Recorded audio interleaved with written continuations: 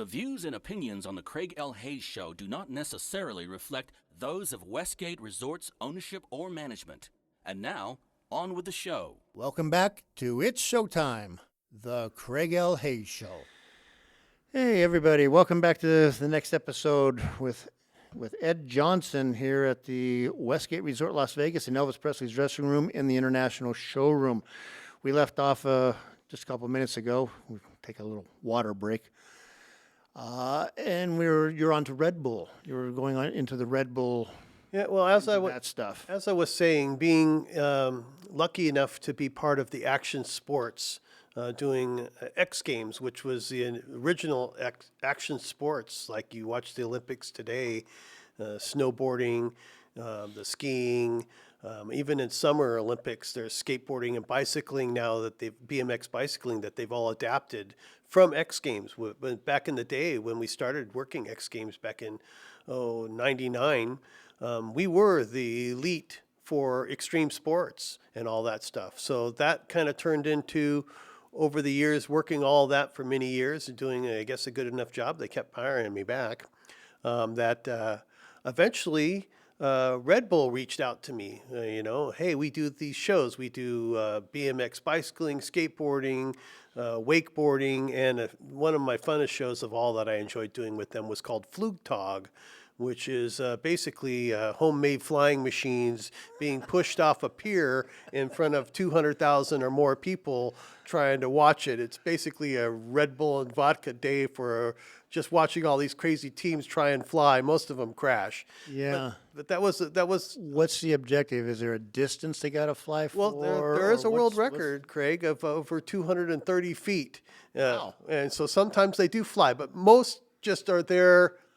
Are they powered, or is it just No. gliders type thing? So it is a glider type thing. It is there are rules to it. I never really paid attention. You have certain rules of what you can or can't build your craft out of. And then there's 5 people to a team. You're judged on the creativity of your craft. So maybe you'll base your craft off of, I'm just going to make one up. The fire department might have a flying fire engine or a flying, whatever the theme is. You have a theme. Then you had to wear costumes. There's 5 people to a team. You'd have to wear costumes. You would have to wear the costumes that tie into your theme. And then when you got pushed into the top of the flight deck, as we called it, which is about 100-foot long runway, about 20, 30 feet off the water, you would have to go, we play skip music. You'd pick out a song.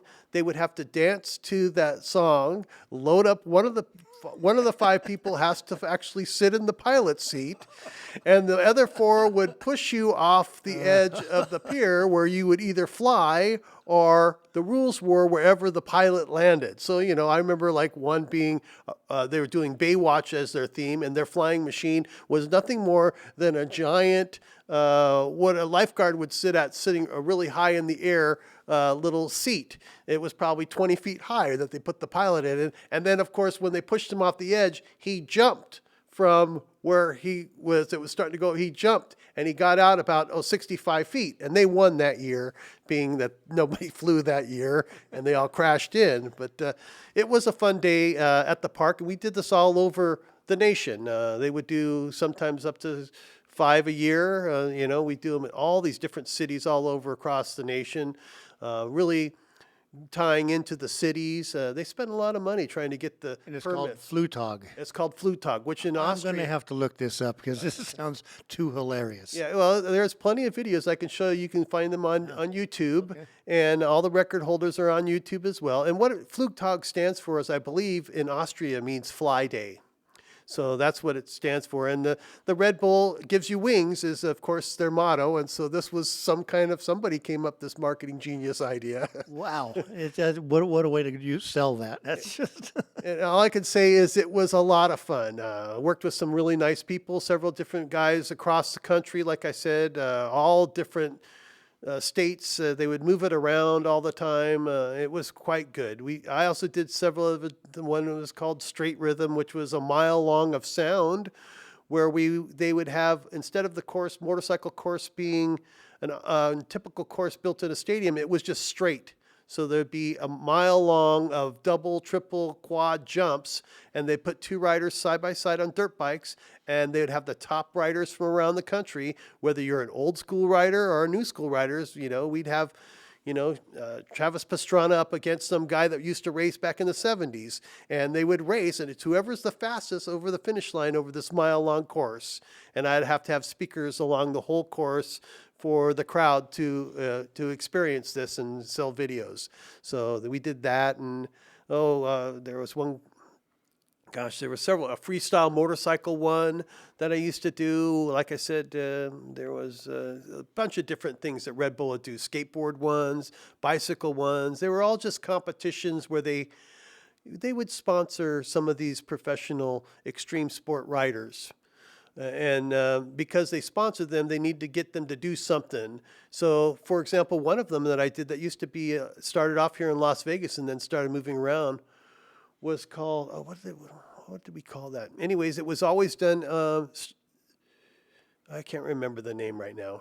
I got old timers disease, but We all got that. Don't worry about it. But it was basically New Year's Eve Live is what it was called. New Year's Eve Live.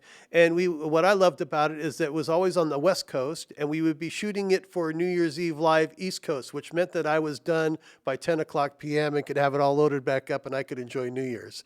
Yes. But what that was is like we had stuff behind the Rio. The guy would jump a whole football field. They would make a football field, and he would jump his motorcycle 300 and some odd feet. Or it might be the gentleman, I'm trying to think, I don't remember the writer's name so much, but Arch the Trump over at the Paris Hotel. When the guy jumped on the top of the Paris Hotel. I saw that one. That was amazing. We did some in San Diego where it was a motorcycle rider and a snowmobile rider jumping over 300 feet to get to or some long distance to get over to the other side of the gap that they let boats go out at the harbor. It was always something different in a different extreme sport. I think it was Robbie Madison that did the Arch the Trump and a couple of the big jumps. And Travis Pastrana was in there and all that stuff.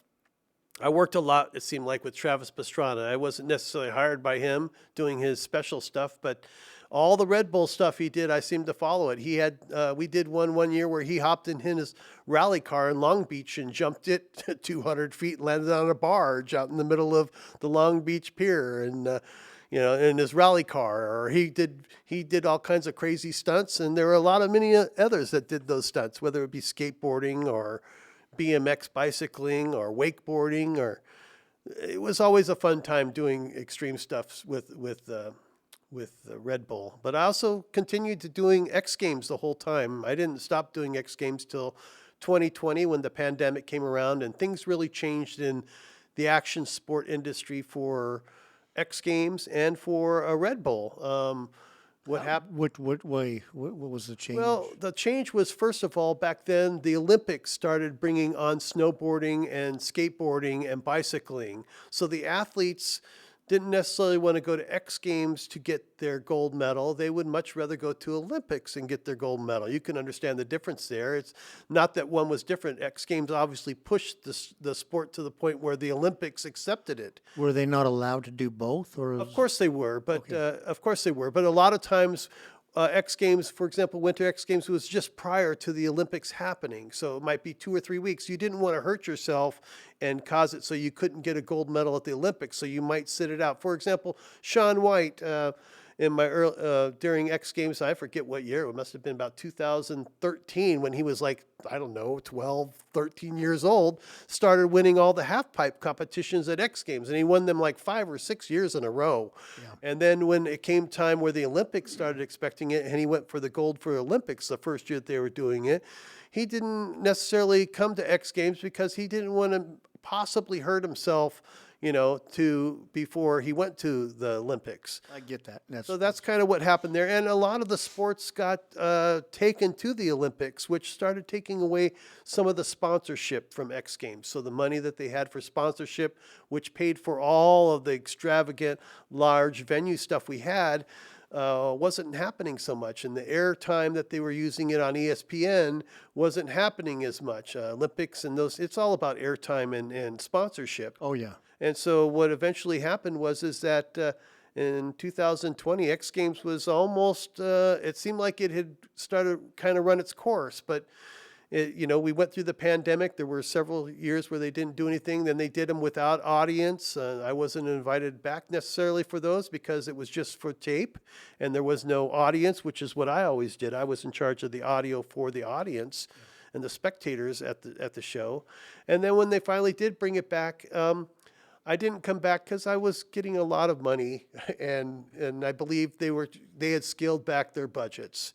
And it wasn't long after that I believe my boss at the time, she ended up working with Formula One, and X Games was sold completely out from ESPN to a new entity. I believe it's the owner of the Phoenix Sun, but I'm not exactly the basketball team Phoenix, and they still do X Games. It was on this year, but it's not the 13 or 20 hours of episodes that we used to show and being the hype it was. It's still very popular, and a lot of those sports still happens. A great way for youngsters that are getting into action sports stuff to get recognition to make it to an Olympics, but it's not necessarily the peak of freestyle stuff anymore. So I would say it's going through its growing pains again, and it's slowly working its way back. I know that they've just recently did a show in Salt Lake City this last summer, and the year before that they were in Oxnard at a smaller place there. But it's coming back, which is great for the sport. I have no animosity towards anyone there. I always loved being able to do that type of thing. When I was a kid, I used to it's a funny story. When I was a kid, I used to, like all the rest of the kids by the railroad tracks, I would set up wooden pallets and build my own little jumps with my friends and jump them alongside the railroad tracks there. And the place that we did that was in Northridge, right next to JBL factory. They had the best pallets and the most speakers out there that they were throwing away that we could use to make bicycle jumps. And I found it interesting that later in my life, I was using JBL product an awful lot, and I was doing this action sport, which is what I eliminated back in the 70s when I was a youngster in LA. So it's kind of funny that my life followed that in a kind of different way, So I'm very proud of the work that I did. And obviously, while I was doing that, X Games is only a 2-week show, two-week shows in the year. So I obviously need to be doing other things. And that's where I did traveling a lot with NAB and a lot of different other convention works. There's several of them that beer wholesalers, and I can't remember all the names that were clients of Freeman, AVW Freeman at the time now, that I had been doing for years, that they would just drag me along. I just became part of the thing. I always did them for them, and that was very nice of them to keep me busy. So that's how I kept my hours with the union, and also with Local One. Traveling, the pink card, I belong to Local One's pension as well, because of those shows are traveling shows. And now it's funny. Nowadays, I'm retired now. I retired in just this year. So 2026, I retired. I have 34 years in the Union Hall, and I decided to pull my pension due to health reasons. I have some health concerns that stopped me from continuing working as hard as I was, doing the long hours, 15-hour days, and all the hard work. So it's been tough. I miss it, but all I can say is it's been nice. And so once I got my health thing situated and back on track, I've decided to go back to school. And right now I'm in school at CSN, our local college here, taking Pro Tool classes on how to mix Pro Tools, and I'm doing it for more enrichment rather than getting a certification going back out to work. But yeah, sometimes you just want to do it just to do it. I get that. It's like this podcast. Just decided to start doing it. It's kind of weird, but As a child, I always wanted to be like Alan Parsons or Jeff Emmerich, the mixers of the Beatles and those guys. And Alan Parsons always struck me as an interesting guy because he not only was an engineer, but technical side, but he wrote music and recorded his albums with, studio musicians, and gosh, he made a very good career out of it. So boy. I always wanted to emulate that. So I guess in a roundabout way, that's why I'm doing the Pro Tools thing, and I play my guitar and have fun. I'm not planning on selling $1 million albums or anything like that. But it's just mostly fun, and I really love audio, and I'm not going to give it up. The reason I got into this years ago was because I enjoy music enough to do that, and I'm not going to give it up yet. It's probably going to follow me to my last breath. So that's just the way I am, and how it works for me. You know, sometimes people find their calling, and my dad told me years ago, and I think I followed his advice. He said, find something you really love to do. You'll never work a day in your life. And I honestly feel like the last 33 years, I guess I've had a lot of get up early and long days and very stressful jobs, and things go good, things go bad. But, you know, it's in the long run, that's what I really want to do. I'm very fortunate to make a very good career and a good living at it, to where, you know, I'm in a good situation these days. So thankful for that. And it's always nice to talk about it. And if you looked me up on the internet, if you looked up Ed Johnson Audio on the internet, or just Googled it with the AI or whatever, I have a big resume that's on there, and several different write-ups from JBL and such over X Games and different projects that I've worked over the years. So, you know, and I've actually been able to work with some of those people in my life that I emulated.